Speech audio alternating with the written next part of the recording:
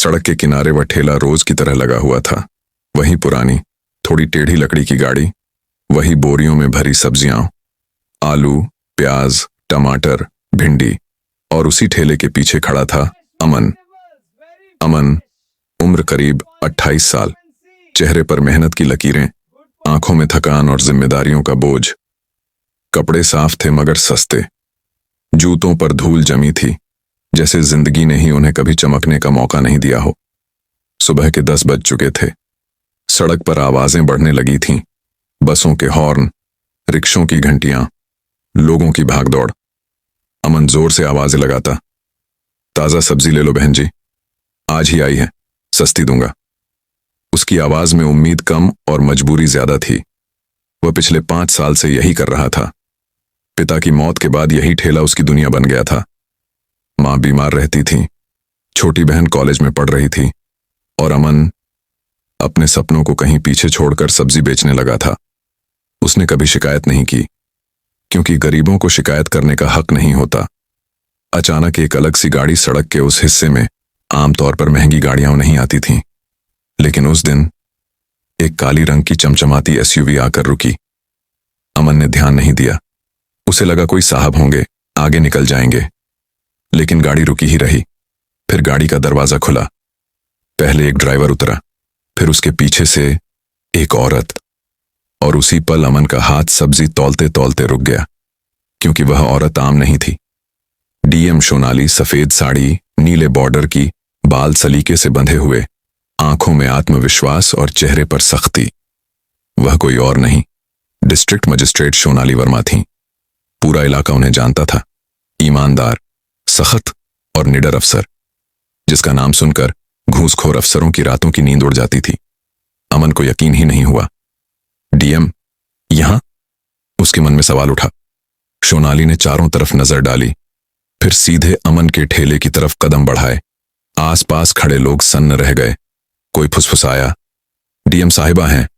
कोई बोला, किसी की खैर नहीं आज। अमन का दिल तेजी से धड़कने लगा।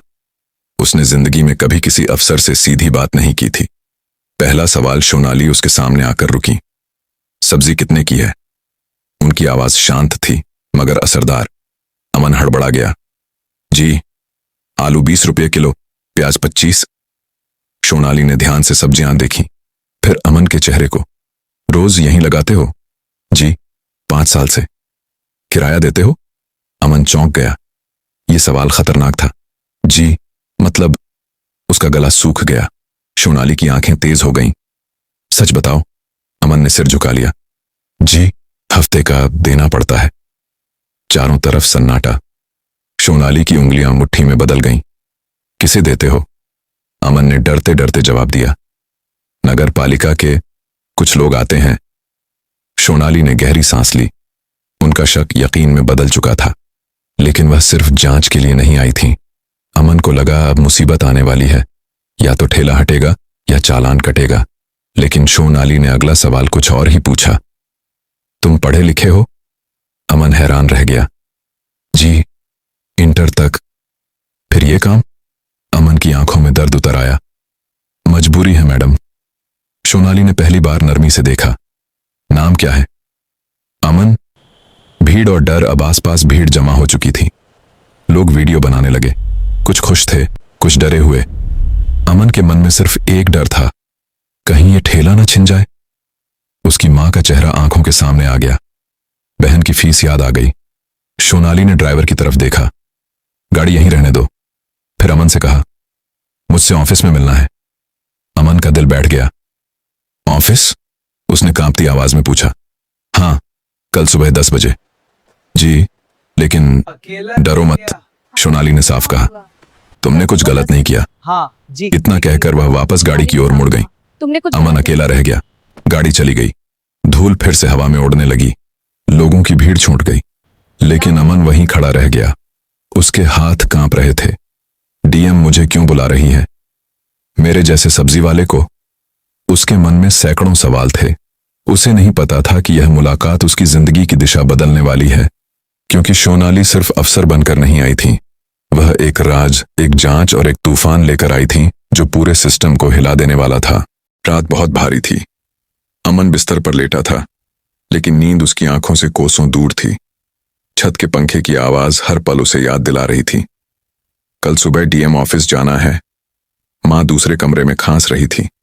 बहन किताब खोलकर बैठी थी, लेकिन उसकी भी नजर शब्दों पर नहीं थी। भैया, बहन ने धीमी आवाज में पूछा, वो डीएम सच में आपको बुलाकर क्या करेगी? अमन ने झूठी हंसी के साथ कहा, कुछ नहीं, पूछताछ होगी, आ जाऊंगा। लेकिन दिल जानता था मामला साधारण नहीं है। सुबह का डर। सुबह ठीक 9 बजे अमन ने ठेले पर सब्जी नहीं लगाई। आज पेट भरने से ज्यादा इज्जत बचाना जरूरी था। वह सादा सा कुर्ता पहनकर जिला कलेक्ट्रेट की तरफ चल पड़ा। वो इमारत, ऊंची दीवारें, लोहे का गेट, सशस्त्र गार्ड। अमन ने कभी सोचा भी नहीं था कि वह यहां आएगा। गेट पर खड़े सिपाही ने पूछा, किससे मिलना है? अमन की आवाज कांप गई। डीएम साहिबा से। सिपाही ने उसे ऊपर से नीचे देखा, फिर रजिस्टर में नाम लिखा। 10 नंबर कमरे में जाओ।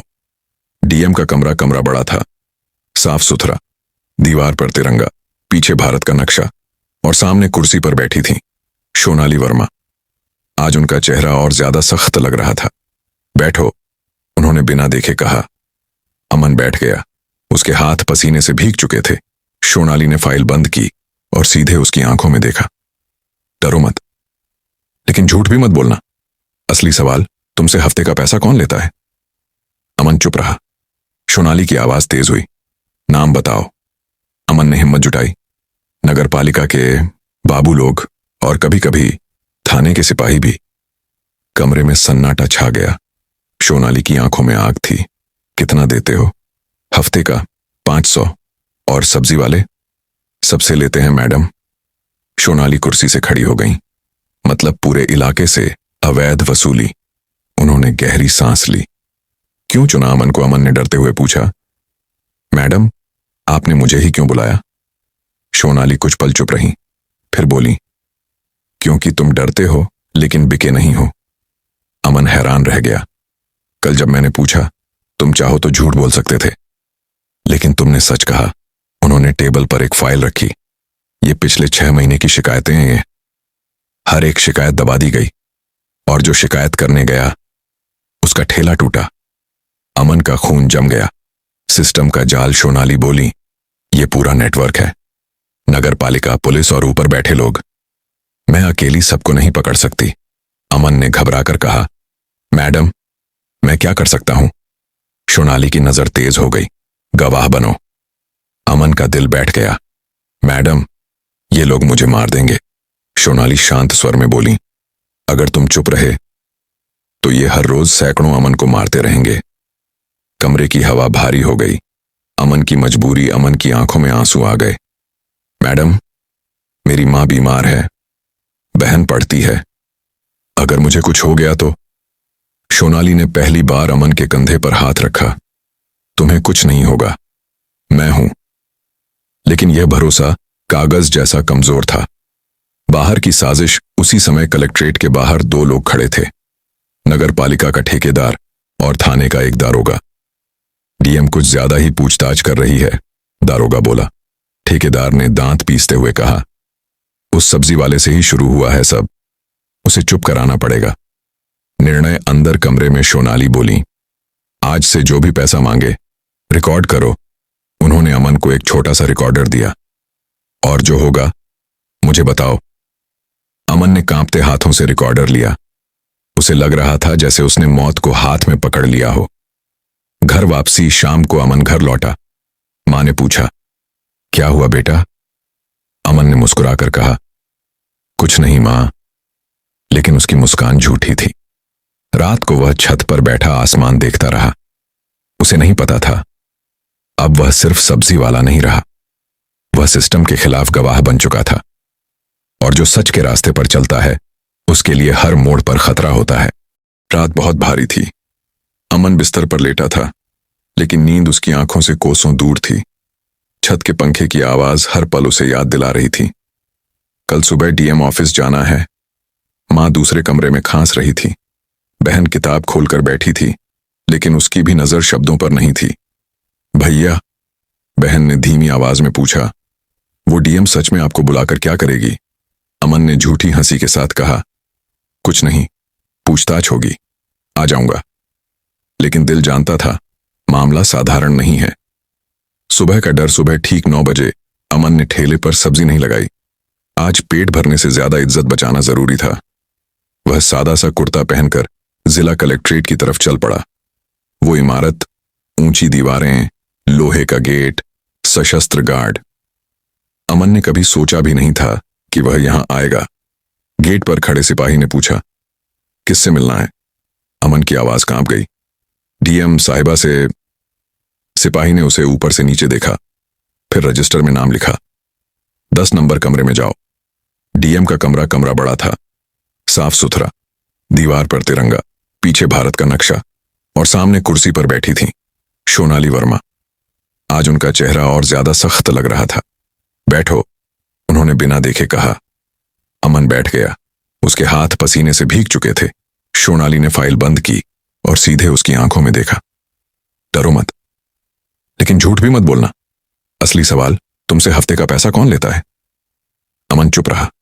सोनाली की आवाज तेज हुई, नाम बताओ। अमन ने हिम्मत जुटाई। नगर पालिका के बाबू लोग और कभी कभी थाने के सिपाही भी। कमरे में सन्नाटा छा गया। सोनाली की आंखों में आग थी। कितना देते हो? हफ्ते का 500। और सब्जी वाले? सबसे लेते हैं मैडम। सोनाली कुर्सी से खड़ी हो गई। मतलब पूरे इलाके से अवैध वसूली। उन्होंने गहरी सांस ली। क्यों चुना अमन को? अमन ने डरते हुए पूछा। मैडम, आपने मुझे ही क्यों बुलाया? सोनाली कुछ पल चुप रही, फिर बोली, क्योंकि तुम डरते हो लेकिन बिके नहीं हो। अमन हैरान रह गया। कल जब मैंने पूछा, तुम चाहो तो झूठ बोल सकते थे, लेकिन तुमने सच कहा। उन्होंने टेबल पर एक फाइल रखी। ये पिछले 6 महीने की शिकायतें हैं। ये हर एक शिकायत दबा दी गई, और जो शिकायत करने गया उसका ठेला टूटा। अमन का खून जम गया। सिस्टम का जाल। सोनाली बोली, ये पूरा नेटवर्क है। नगर पालिका, पुलिस और ऊपर बैठे लोग। मैं अकेली सबको नहीं पकड़ सकती। अमन ने घबराकर कहा, मैडम, मैं क्या कर सकता हूं? सोनाली की नजर तेज हो गई। गवाह बनो। अमन का दिल बैठ गया। मैडम, ये लोग मुझे मार देंगे। सोनाली शांत स्वर में बोली, अगर तुम चुप रहे तो ये हर रोज सैकड़ों अमन को मारते रहेंगे। कमरे की हवा भारी हो गई। अमन की मजबूरी। अमन की आंखों में आंसू आ गए। मैडम, मेरी मां बीमार है, बहन पढ़ती है। अगर मुझे कुछ हो गया तो? सोनाली ने पहली बार अमन के कंधे पर हाथ रखा। तुम्हें कुछ नहीं होगा, मैं हूं। लेकिन यह भरोसा कागज जैसा कमजोर था। बाहर की साजिश। उसी समय कलेक्ट्रेट के बाहर 2 लोग खड़े थे, नगर पालिका का ठेकेदार और थाने का एक दारोगा। डीएम कुछ ज्यादा ही पूछताछ कर रही है, दारोगा बोला। ठेकेदार ने दांत पीसते हुए कहा, उस सब्जी वाले से ही शुरू हुआ है सब, उसे चुप कराना पड़ेगा। निर्णय अंदर कमरे में। सोनाली बोली, आज से जो भी पैसा मांगे रिकॉर्ड करो। उन्होंने अमन को एक छोटा सा रिकॉर्डर दिया। और जो होगा मुझे बताओ। अमन ने कांपते हाथों से रिकॉर्डर लिया। उसे लग रहा था जैसे उसने मौत को हाथ में पकड़ लिया हो। घर वापसी। शाम को अमन घर लौटा। मां ने पूछा, क्या हुआ बेटा? अमन ने मुस्कुराकर कहा, कुछ नहीं मां। लेकिन उसकी मुस्कान झूठी थी। रात को वह छत पर बैठा आसमान देखता रहा। उसे नहीं पता था, अब वह सिर्फ सब्जी वाला नहीं रहा, वह सिस्टम के खिलाफ गवाह बन चुका था। और जो सच के रास्ते पर चलता है उसके लिए हर मोड़ पर खतरा होता है। सुबह की हवा में अजीब सी घुटन थी। अमन ने ठेला लगाया, लेकिन आज उसकी आवाज में वो पुरानी ताकत नहीं थी। ताजी सब्जी ले लो। उसकी नजर बार बार जेब में रखे छोटे से रिकॉर्डर पर चली जाती। वो सिर्फ एक मशीन नहीं थी, वो उसकी जिंदगी और मौत के बीच की रेखा थी। पहला डर। 10 बजे के आसपास नगर पालिका की वही पुरानी मोटरसाइकिल आकर रुकी। पीछे बैठा था मुन्ना बाबू, 50 के करीब उम्र, मोटी गर्दन, आंखों में घमंड। वही हर हफ्ते वसूली करता था। क्यों रे अमन, आज बड़ा सीधा बैठा है? अमन का दिल जोर से धड़का। कुछ नहीं बाबू, बस तबीयत ठीक नहीं है। मुन्ना बाबू हंसा। तबीयत ठीक नहीं? लेकिन पैसा तो ठीक होना चाहिए। अमन ने कांपते हाथों से जेब में रिकॉर्डर ऑन किया। पहली रिकॉर्डिंग, कितना देना है? अमन ने जानबूझकर पूछा। मुन्ना बाबू ने बिना सोचे कहा, 500, वरना ठेला उठवा दूंगा। और किसके कहने से? अमन की आवाज कांप रही थी। मुन्ना बाबू ने आसपास देखा। ज्यादा होशियारी मत दिखा, ऊपर तक हिस्सा जाता है। ये शब्द रिकॉर्ड हो चुके थे। अमन को लगा जैसे सांस फिर से चलने लगी हो। लेकिन खेल खत्म नहीं हुआ। दोपहर होते होते थाने का सिपाही भी आ गया। नाम था रघुवीर। आज देरी हो गई? उसने ठेले पर लात मारते हुए पूछा। अमन डर गया। जी, अभी बाबू को दिया है। रघुवीर ने आंखें सिकोड़ लीं। मतलब मेरा हिस्सा? अमन ने फिर रिकॉर्डर ऑन किया। आप किस बात का हिस्सा मांग रहे हैं?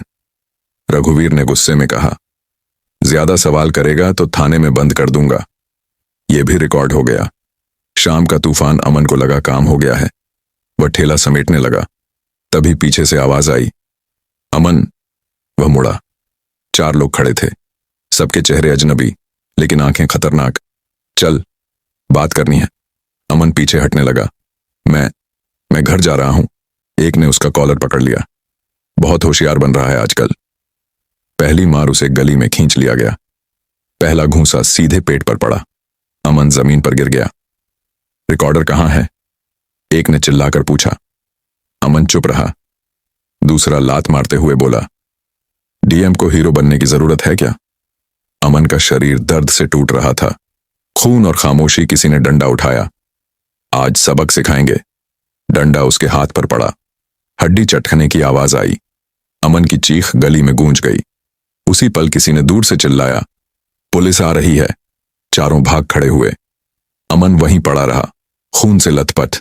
अस्पताल जब होश आया तो सफेद दीवारें थीं। मां रो रही थी।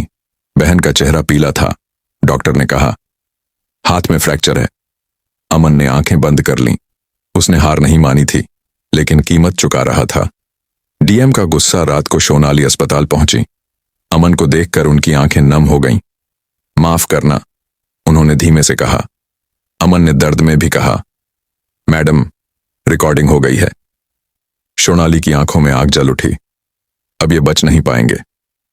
दूसरी तरफ उसी रात ठेकेदार बोला, लड़का बच गया। दारोगा ने गालियां दी। डीएम को सब पता चल गया तो? ठेकेदार ने ठंडे स्वर में कहा, तो डीएम को ही हटा देंगे। कमरे में सन्नाटा छा गया। अमन का फैसला। अस्पताल के बिस्तर पर अमन छत को देख रहा था। दर्द से ज्यादा उसके अंदर गुस्सा था। अगर मैं पीछे हटा तो कल कोई और अमन होगा। उसने सोनाली की तरफ देखा। मैडम, मैं पीछे नहीं हटूंगा। सोनाली ने सिर हिलाया। अब यह लड़ाई बड़ी है। अमन बिस्तर पर लेटा था। हाथ पर प्लास्टर चढ़ा हुआ। शरीर में दर्द था, लेकिन उससे कहीं ज्यादा मन में आग जल रही थी। खिड़की के बाहर सायरन की आवाज गूंज रही थी। शहर अपनी रफ्तार से चल रहा था, जैसे कुछ हुआ ही ना हो। सोनाली की तैयारी। डीएम सोनाली उसी रात अपने सरकारी बंगले में थी। टेबल पर रिकॉर्डिंग, फाइलें, शिकायतों की कॉपी। उन्होंने एक एक क्लिप सुनी। मुन्ना बाबू की आवाज, ऊपर तक हिस्सा जाता है। रघुवीर की धमकी, थाने में बंद कर दूंगा। सोनाली की उंगलियां कांपने लगीं। इतना गहरा जाल, उन्होंने खुद से कहा। उन्होंने फोन उठाया। एसपी साहब, कल सुबह मीटिंग बुलाइए। सुबह का झटका। अगली सुबह कलेक्ट्रेट में हलचल थी, लेकिन मीटिंग से पहले ही सोनाली को एक फोन आया। मैडम, सेक्रेटरी की आवाज घबराई हुई थी। राज्य सचिव का कॉल है। सोनाली ने फोन उठाया। उधर से ठंडी आवाज आई, सोनाली जी, आप कुछ ज्यादा ही सक्रिय हो रही हैं। सोनाली समझ गई। सर, मैं अपना काम कर रही हूं। काम की भी एक सीमा होती है। कुछ मामलों को छोड़ देना ही समझदारी है। सोनाली ने सीधा जवाब दिया, सर, यह मामला गरीबों की जिंदगी से जुड़ा है। उधर से एक पल की चुप्पी, फिर शब्द आए, आपका ट्रांसफर कभी भी हो सकता है। फोन कट गया। राजनीति की एंट्री। दोपहर में एक नेता डीएम ऑफिस पहुंचा। नाम था विक्रम प्रताप सिंह। इलाके का बड़ा चेहरा। मुस्कुराते हुए बोला, सोनाली जी, आप बहुत ईमानदार अफसर हैं। सोनाली शांत रही, लेकिन ईमानदारी भी सिस्टम के अंदर रहकर होनी चाहिए। सोनाली ने तीखे स्वर में कहा। आप क्या कहना चाहते हैं? नेता ने कुर्सी पर बैठते हुए कहा। उस सब्जी वाले मामले को यहीं खत्म कर दीजिए, वरना नुकसान आपको होगा। सोनाली की आंखों में आग जल उठी। धमकी दे रहे हैं? नेता हंसा। सलाह समझिए। अमन पर दूसरा हमला। उसी शाम अमन को अस्पताल से छुट्टी मिली। डॉक्टर ने कहा, अगले 2 हफ्ते आराम। लेकिन अमन के लिए आराम अब एक सपना था। रात को जब वह घर के बाहर हवा लेने निकला, अचानक एक बाइक आकर रुकी। पीछे बैठा आदमी बोला, बहुत हीरो बन रहा है। अमन कुछ समझ पाता उससे पहले चाकू चमका। ब्लेड उसके बाजू को छूकर निकल गया। अमन चिल्लाया। बाइक तेजी से भाग गई। डर का साया मां कांपने लगी। बस कर बेटा, हम कहीं और चले जाएंगे। बहन रो पड़ी। अमन ने पहली बार खुद को कमजोर महसूस किया। क्या सच में मैं सबको खतरे में डाल रहा हूं? सोनाली का फैसला। जब सोनाली को दूसरे हमले की खबर मिली, उन्होंने टेबल पर हाथ मारा। अब बहुत हो गया। उन्होंने सीधे आदेश दिए, मुन्ना बाबू को सस्पेंड, रघुवीर को लाइन हाजिर, ठेकेदार पर FIR। पूरा सिस्टम हिल गया। सत्ता का पलटवार। अगले दिन अखबारों की हेडलाइन थी, DM सोनाली वर्मा पर सत्ता का दुरुपयोग का आरोप। टीवी पर बहस चल रही थी, क्या DM अपनी सीमा लांघ रही हैं? सोनाली को नोटिस मिला, 3 दिन में जवाब दें। अमन का साहस। अमन टीवी देख रहा था। उसे लगा अब लड़ाई सिर्फ उसकी नहीं रही। वह लंगड़ाते हुए DM ऑफिस पहुंचा। मैडम, अगर आपको हटाया गया तो मैं प्रेस के सामने जाऊंगा। सोनाली ने उसे देखा। तुम्हें डर नहीं लगता? अमन बोला, अब डरने को कुछ बचा ही नहीं। आंधी से पहले की खामोशी। शहर में अफवाहें फैलने लगीं। DM हटने वाली हैं, गवाह गायब हो जाएगा। अमन जानता था अगला वार सबसे खतरनाक होगा, और सोनाली भी। क्योंकि जब सच सत्ता के बहुत पास पहुंचता है तो सत्ता खून मांगती है। हर चौराहे पर चर्चा थी, DM जाएगी, सब्जी वाला गायब हो जाएगा। सिस्टम कभी नहीं हारता। लेकिन किसी को नहीं पता था कि एक आम आदमी आज इतिहास लिखने वाला है। सस्पेंशन का आदेश। सुबह सुबह सोनाली को सरकारी ईमेल मिला, आपको तत्काल प्रभाव से पद से मुक्त किया जाता है। जांच पूरी होने तक आप HQ में रिपोर्ट करें। सोनाली ने स्क्रीन को देखा। एक पल के लिए उनकी आंखें भर आईं। तो यही कीमत है, उन्होंने धीमे से कहा। उनका ड्राइवर बोला, मैडम अब क्या करेंगे? सोनाली ने कुर्सी से उठते हुए कहा, अब मैं अफसर नहीं, लेकिन नागरिक अब भी हूं। अमन का बुलावा। उसी समय अमन के फोन पर कॉल आया। एक पत्रकार की आवाज, आप ही वो सब्जी वाले अमन हैं? जी, हम सच्चाई जानना चाहते हैं। आप तैयार हैं? अमन ने फोन बंद किया। उसके हाथ कांप रहे थे। मां ने डरते हुए कहा, मत जा बेटा। अमन ने पहली बार अपनी मां की आंखों में आंखें डालकर कहा, अगर आज चुप रहा तो जिंदगी भर डरता रहूंगा। Press conference. दोपहर को प्रेस क्लब खचाखच भरा था। कैमरे, माइक, लाल बत्तियां, और बीच में खड़ा था एक साधारण सब्जी वाला, अमन। उसके बगल में सादे कपड़ों में सोनाली बैठी थी। अब बिना पद, बिना ताकत, सिर्फ सच के साथ। पहला सच। अमन ने माइक पकड़ा। आवाज कांप रही थी, मैं कोई नेता नहीं, ना अफसर, मैं बस सब्जी बेचता हूं। पूरा हॉल शांत हो गया। हर हफ्ते मुझसे पैसा लिया जाता था, नगर पालिका, पुलिस और ऊपर तक। उसने रिकॉर्डिंग चला दी। मुन्ना बाबू की आवाज गूंजी, फिर रघुवीर की धमकी। कैमरों की फ्लैश तेज हो गई। सिस्टम बेनकाब। अमन बोला, मैंने मना किया तो मारा गया। उसने अपने हाथ का प्लास्टर दिखाया। यह सिर्फ मेरी कहानी नहीं है, यह हर उस आदमी की कहानी है जो सड़क पर खड़ा है। पत्रकारों में हलचल मच गई। सोनाली का बयान। अब सोनाली खड़ी हुई। मुझे हटाया गया क्योंकि मैंने फाइल नहीं दबाई। ये रिकॉर्डिंग मेरे पास महीनों से थी। अगर आज अमन नहीं बोलता तो मैं भी चुप करा दी जाती। उनकी आवाज में दर्द था और गर्व भी। राजनीति की घबराहट। उसी समय टीवी चैनलों पर ब्रेकिंग न्यूज। सब्जी वाले का बड़ा खुलासा। DM ने सिस्टम पर लगाए गंभीर आरोप। राज्य सचिवालय में हड़कंप मच गया। नेता विक्रम प्रताप चिल्लाया, ये प्रेस कॉन्फ्रेंस किसने रोकी क्यों नहीं? दारोगा बोला, सर अब मामला हाथ से निकल गया है। जनता की आवाज शाम होते होते सड़क पर लोग उतर आए। पोस्टर लगे, अमन को न्याय दो, ईमानदार अफसर वापस लाओ। सोशल मीडिया पर अमन का वीडियो वायरल हो गया। एक सब्जी वाला सिस्टम पर भारी पड़ रहा था। खतरे की आखिरी घंटी, लेकिन हर सच की एक कीमत होती है। रात को अमन को एक अनजान कॉल आया। बहुत बोल लिया, अब चुप हो जा। फोन कट गया। अमन समझ गया, यह आखिरी चेतावनी है। सोनाली की चेतावनी। सोनाली ने गंभीर स्वर में कहा, अब पीछे नहीं हट सकते। या तो हम जीतेंगे या कुचले जाएंगे। अमन ने सिर हिलाया। मैडम, अब ये लड़ाई मेरी नहीं, ये हर उस इंसान की है जो सड़क पर खड़ा है। बाहर आसमान में बादल घिराए थे। तूफान तय था। रात गहरी थी, लेकिन शहर जाग रहा था। टीवी चैनलों पर सिर्फ एक नाम गूंज रहा था, अमन।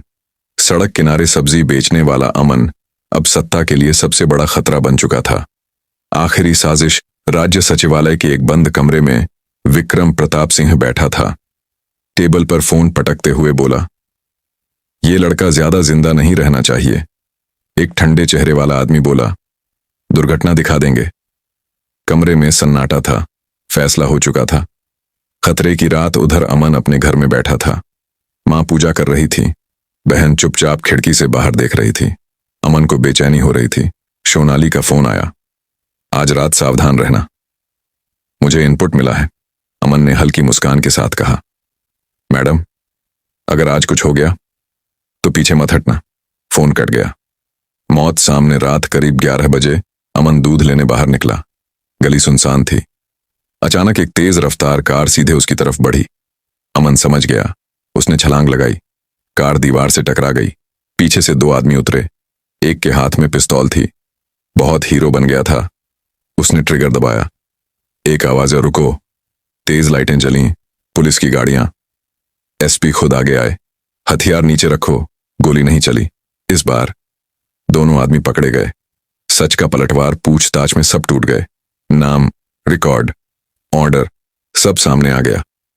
नेता विक्रम प्रताप सिंह गिरफ्तार हुआ। ठेकेदार जेल गया। दारोगा सस्पेंड हुआ। पूरे राज्य में भूचाल आ गया। सोनाली की वापसी। 1 हफ्ते बाद सरकार का आदेश आया। डीएम सोनाली वर्मा को बहाल किया जाता है और मामले की विशेष जांच सौंपी जाती है। शहर में मिठाइयां बंटी। अमन का नया सवेरा। अमन फिर उसी सड़क पर खड़ा था, लेकिन आज ठेला नया था। सब्जियां ताजी थीं और आंखों में डर नहीं था। सोनाली वहां आई। अब क्या करोगे? उन्होंने पूछा। अमन मुस्कुराया, सब्जी बेचूंगा, लेकिन चुप नहीं रहूंगा। सोनाली ने हाथ मिलाया, तुम जैसे लोग ही देश को बदलते हैं।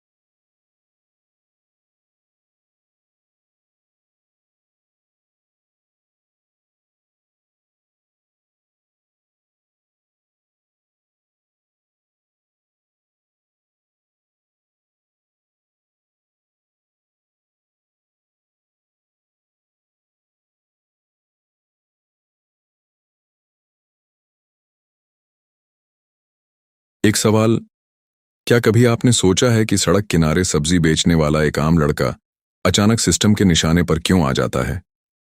डीएम सोनाली उस दिन वहां सब्जी खरीदने नहीं आई थीं, न ही यूं ही रुक गई थीं। उनका आना एक सोची समझी चाल थी, एक ऐसा जाल जिसके बीच में खड़ा था वही सब्जी वाला। कुछ दिन बाद उसी लड़के को सरेआम पीटा गया, गालियां दी गईं, खून बहा।